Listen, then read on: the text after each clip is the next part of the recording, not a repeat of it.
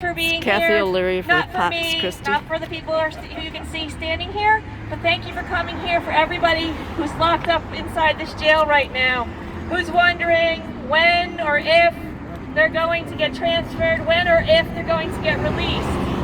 That's the thing about immigration detention that makes it so cruel, is that people don't know how long they're going to be in detention or what's going to happen to them. It's akin to, it really is akin to torture, having an indefinite sentence, and not knowing what's going to happen to you. So, I've been standing here for almost 15 years, and I know that because when I was pregnant with my son Joseph, who turned 14 last May, Father Jean Splio came to my church and told me a story about a woman named Mary. Now what I usually do, Jean's not here today unfortunately, what I usually do is I tease Jean about it being his fault that I'm standing here. but really, I'm standing here because of Mary. I'm standing here because of Mary's story. Mary was a parishioner of Jean's in Jersey City.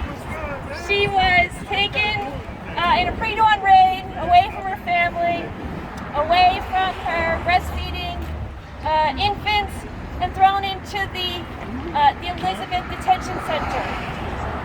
Her family and her community fought, tried to get her out, and they just gave up at some point. Which really, that's the point of these places, is that people, they want people to lose hope. Cruelty is the point. So, they gave up, and she took a few of the younger children and went back to her country, and it was a country in West Africa that at the time our government was saying that U.S. citizens shouldn't go there because it wasn't safe. And she was going there with her infant and toddlers. Eventually the whole family joined them. And for what's now decades, we've been sharing her story. And it's not the power of us, it's the power of her.